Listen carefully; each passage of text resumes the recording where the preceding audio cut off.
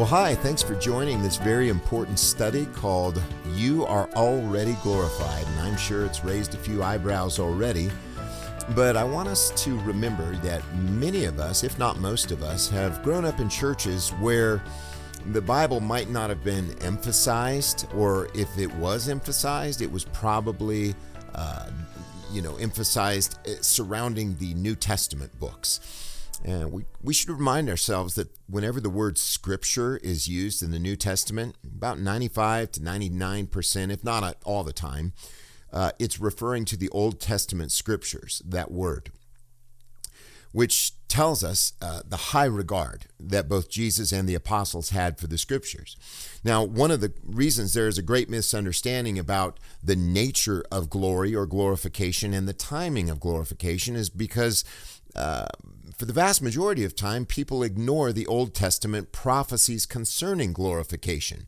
We simply look at the few times it is mentioned in the New Testament and assume it is for a future period. And I contend very strongly that it is mentioned in the Old Testament scriptures not to be disassociated from the cross of Jesus Christ. And so when we examine those Old Testament prophecies, we see that the prophets put them together. They did not separate them. And so that's what we're going to look at. We're going to examine this topic of glory, glorification. We're going to show from the scriptures that we are indeed glorified. And I think it's very important that we understand our identity in Christ, because that's a part of what gives us great joy. That's enormously important to our joy in the Lord. What do we have? What is the finished work of Christ? When Paul said, "You are complete in him," is that referring to glorification? So let's take a look at what the Bible has to say. You are already glorified, and this is part one of a multi-part series, and I do hope and pray that you would watch this entire series. I know you'll be blessed as you see what the Word of God has to say about your glorification by the finished work of Jesus Christ. Again, why do people assume a future glorification? It is because they are ignorant of Old Testament prophecies concerning glorification. But let's look at Peter. Let's look at what Peter does. He associates glorification in the sufferings of Christ, and he appeals to the prophets. 1 Peter chapter 1, verses 1 through 13. Let's look at this very, very important context. Audience relevance is to be taken into consideration as well. Peter, an apostle of Jesus Christ, to the elect sojourners of the dispersion of Pontus, Galatia, Cappadocia, and Asia and Bithynia. So he's addressing Israelites who were scattered throughout all these countries. He was a minister to the circumcision. According to the foreknowledge of God the Father, in sanctification of the Spirit, to obedience and sprinkling of the blood of Jesus Christ. May grace and peace be multiplied to you. Blessed be the God and Father of our Lord Jesus Christ, who according to his abundant mercy has regenerated us again to a living hope through the resurrection of Jesus Christ from the dead, to an inheritance incorruptible and undefiled and unfading, reserved in heaven for you by the power of God, having been kept through faith to a salvation ready to be revealed in the last time. So they recognized they were in the last time. The salvation was about to be revealed. And of course, that salvation is Jesus Christ, as we will see. In which, well, let's look at the context here. Salvation ready to be revealed in the last time. Peter says that the end was at hand. Therefore, be watchful and sober. So, in other words, it was an urgent command. This was urgent. Be watchful and sober because it is about to be revealed. All right. What was the end of all things? It was the end of the Jewish temple, the end of Jerusalem, the end of the old covenant age. Matthew says the same thing. Jesus in the Olivet Discourse, in Matthew 24, Mark 13, Luke 17, and Luke 21. He's talking to Peter, James, and John, and Andrew. So Peter understood this, which is why he said, look, it's about to happen. You likewise, when you see all these things, know that it is near, even at the doors. Truly I say to you, this generation shall not pass till all these things are fulfilled. So Peter says, you are greatly rejoicing, yet a little while, if need be, grieving in all of these temptations. They were going through the tribulation. Revelation chapter 1, John says he was their companion in the kingdom and the tribulation. Those definite articles are there in the Greek. So that the trial of your faith, they were going through this tribulation. Paul said, through much tribulation, we enter the kingdom of God. Being more precious than of gold that perishes, but being proven through fire, might be found to praise and honor and glory at the appearing or revelation of Jesus Christ, whom having not seen, you love, in whom not yet seeing, but believing in him, you exult with unspeakable joy, and having been glorified, obtaining the end of your faith, the salvation of your souls. So he's equating all this glorification and salvation at the same time frame. About which salvation, here's where it gets juicy. About which salvation the prophets sought out and searched diligently, right? They searched this out. Now, the prophets prophesied of one salvation, one glory, one kingdom, where people get these ideas of multiple salvations, multiple glories, and multiple lights and multiple kingdoms.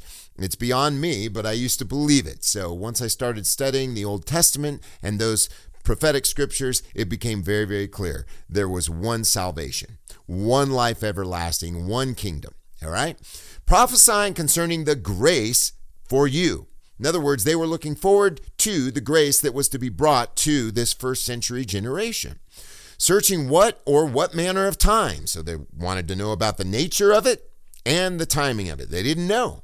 The Pharisees thought it was physical, and because Jesus didn't bring that physical kingdom, they couldn't believe him. The Spirit of Christ made clear within them. The Holy Spirit, as 2 Peter says, caused them, moved those holy men of God to write these things, testifying before of the what? Sufferings of Christ and the glories that should follow. That term there, glories, is plural actually. So Peter associates the sufferings of Christ, and he affirms that association that the prophets made, not like the telescopic view, which says that the prophets thought they were near together, but as the time drew near, it became evident they were far apart. No, that destroys apostolic and prophetic integrity. We don't want to destroy the integrity of the prophets or the apostles. They told the truth. They knew that they were to be associated at the same time. To them it was revealed, but not to themselves. In other words, they were given the prophecy, but these things weren't revealed to them in terms of the what and the timing, as he just said earlier. But to us they were ministering the things which are now reported to you by those who have preached the gospel to you in the Holy Spirit, sent from heaven, which things the angels desire to look into. Therefore, girding up the loins of your mind, be sober, perfectly hope for the grace being brought to you at the appearing of Jesus Christ. They knew that revelation and appearing was going to happen, and they associated that revelation, that appearing, with glory and salvation. All right? So now let's look at this verse. The sufferings of Christ and the glory that should follow. Paul says the same thing, speaking of those prophets from whom these things were hidden. They had the prophecies revealed, but they didn't understand the timing or the nature. Paul says, we speak wisdom among those who are complete, yet not the wisdom of this age, nor the rulers of this age that come to nothing, but we speak the wisdom of God in a mystery which God has hidden, predetermining it before the world or the age for our glory. Peter said the same thing. The prophets were inquiring, searching diligently. He said the angels were even desiring to look into this. They wanted to know what was up. And Paul is saying, yes, it was hidden from them and revealed for our glory. Peter said the prophets inquired diligently, and they searched into this about the sufferings of Christ and the glories that should follow, that accompany it. To them it was revealed, that not to themselves, but to us. What does Jesus say in Matthew 13? Blessed are your eyes, for they see, your ears, for they hear. He's not talking about physical hearing here. He's not talking about physical seeing. He's talking about perceiving, understanding, having this revealed. The revelation of Jesus. That's what the title of the book is. The unveiling of Jesus. The unveiling of Yahweh, salvation, the Messiah, the anointed one, the King. We have it revealed to us. Watch what he says. Blessed are your eyes, they see, your ears, for they hear. For truly I say to you that many prophets and righteous men have desired to see those things which you see, but they did not see them. And hear what you hear, but they did not hear them. And what does Paul say later on in 1 Corinthians chapter 2? This is beautiful, by the way. This is taken from Isaiah.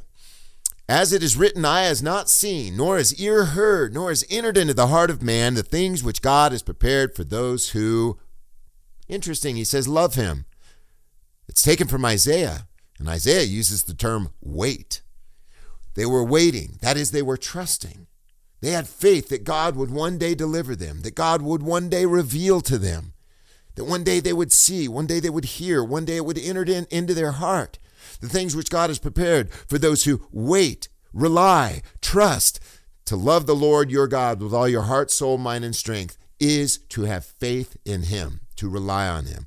Stop striving to love him more, right?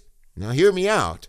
You already love him with all your heart, soul, mind, and strength. That's what faith in the Lord Jesus is, okay? Now to be aware of that and to experience that, yes, absolutely.